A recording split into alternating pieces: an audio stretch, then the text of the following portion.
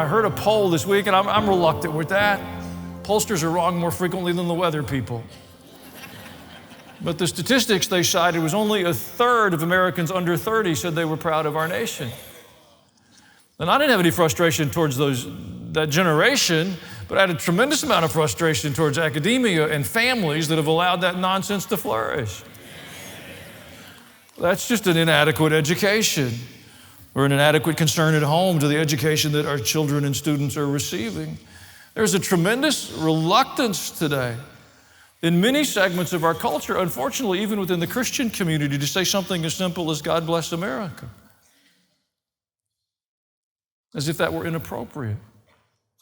How else do we imagine we'll find a better future?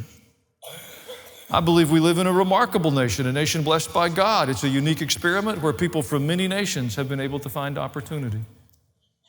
There's never been anything quite like it. And at the moment, if you look across the horizon, there's no promise of anything remotely like it emerging. It's not a perfect record. We've had some failures, but we've had many more victories. And those who prefer to express disdain or disappointment in our nation, it seems to me, hold one of two positions. They either have a disdainful attitude towards America because they have a lack of awareness of global reality, or they're just willfully ignorant. Because the facts on the ground are not difficult to get to. I took just a couple of moments with Rabbi Google. I wanted to share some perspective on the rest of the planet. We don't talk about that a lot. Whenever we talk about other civilizations, they're amazing and remarkable and wonderful, and that doesn't offend me, but they're not perfect. I took a couple of moments just chasing the idea of the toll of Marxism in our world in the last 100 years or so. If you're not much of a historian, that would include leaders like Stalin or Lenin, Mao, but we're not limited there. You can roll in Castro. I mean, it's really quite a list. In 2017, a Professor Koken wrote in the Wall Street Journal that communism killed at least 65 million people between 1917 and 2017. That's a worldview responsible for those deaths.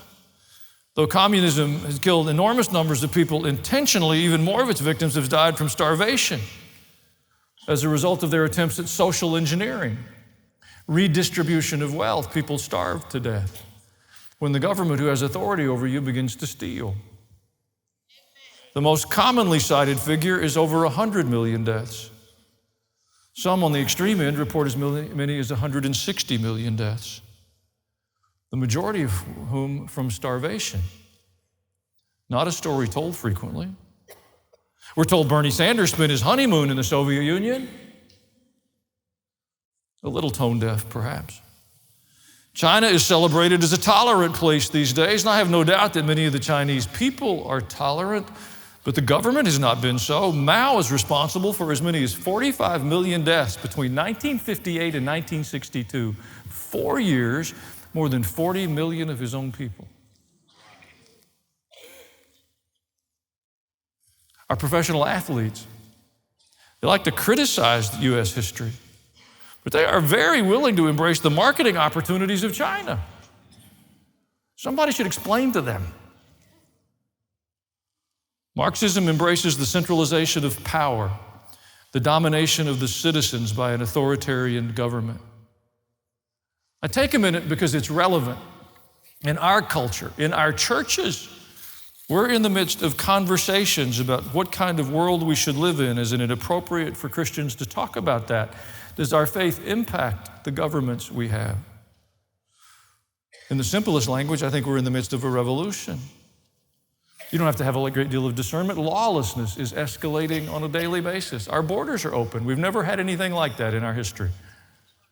Propaganda is flourishing. I know that because those with authority over us tell us our borders are secure. They either have to be woefully unaware or intentionally misrepresenting, and they do that with the help of the messaging outlets. That is the definition of propaganda. We've been living with this notion of sanctuary cities for quite a while. The epicenter of that for quite some time has been the San Francisco, Oakland area. Last week in Oakland, there was a gas station's Quick Mart that had recently opened, and it was completely devastated by a flash mob. Almost sounds like a choir was going to gather. Totally devastated a new business. They spent 40 minutes doing it and no help arrived. I have a couple of questions. When will it have gone too far? When will we awake from our stupor and say, enough? What will be the requirement? What's the threshold when they come into our homes and take whatever they want? You know, one of the words that's getting great play these days is equity. It's not new. I actually found a little bit that I'd prepared on this like 7 years ago. But it's grown incredibly since then. Equity is the idea that everybody gets an equal outcome. Not an equal opportunity, that's equality. An equal outcome, that's equity. And I want to be really clear, both biblically and ideologically, it's a false construct. It's not an idea that is supported by reality. Equal outcomes require stealing. Robin Hood, you know the old notion that you steal from the rich and you give to the poor? It didn't stop Robin Hood from being a thief. It just meant he was cute in tights. So they get winsome, charming, pretty people to play the character. And the people he's stealing from, they make ugly and ogre-like, but he's still stealing. Equity is not a naturally occurring outcome. It requires manipulation. And it bears some questions. Should we all do the same amount of work? Should we all have the same amount of education? Should we wear uniforms? Important questions. Just a little bit of a casual glance and an opening of your imagination, you realize that some of us are tall and some are short, some thin, some thick. I used to be mad at people that were thinner than me. I thought they got a better metabolism. Then I started listening to them. And they did weird things. Like not eat dessert. And I thought, wow, what's wrong with you? No wonder, you're not healthy. Some are pretty. You know, we're told that society defines what is pretty. So now we say everyone's beautiful. Well, folks, if everyone's beautiful, it's equally true that everyone's ugly. Yeah. You see, sameness diminishes us all. We're working to the absurd conclusion of that with this whole, there's no difference between men and women. We've been listening to that my entire life. There's no difference. We're the same. It's all about social engineering. It's the toys you gave the little boys that made them more aggressive. We've been listening to that for decades until now we've got the boys competing with the girls. And lo and behold, we're different. I'm pretty sure our grandparents knew that 60 years ago. See, creation gives us another perspective entirely. Look around. Please, we have mountains and valleys and deserts and swamps and marshes.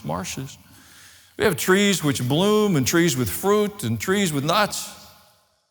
We have cats, and some of them have long tails and some of them have no tails. We have dogs, and some of them have thick fur. My dad was a veterinarian, I know. And some have almost no fur at all, very thin coats. There are birds with long legs that live near the ocean and birds designed to live in the desert. If the government was in charge, we would have a bird. It would be gray. It would be back-ordered.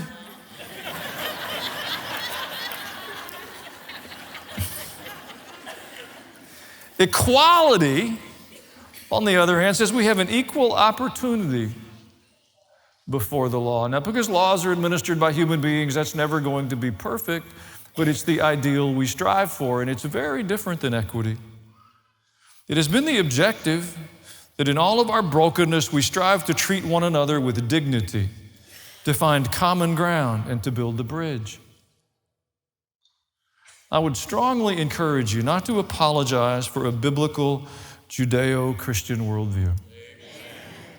Not to succumb to the manipulation of equity. It is destructive. It has a long track record. It is not new. They dress it up in fancy words, and people with lots of letters at the end of their names try to bully you into telling you it's true. Since I've already wandered off script, I'll wander a step further. If your children or grandchildren or anyone you care about is in a classroom and some professor stands before them and says, I'm going to deconstruct the faith that your parents or your church or your pastor has taught you, the moment you hear that, either remove the student from the classroom and do your best to remove the professor from that place. Thank you for watching this video. If you enjoyed it, subscribe to the channel.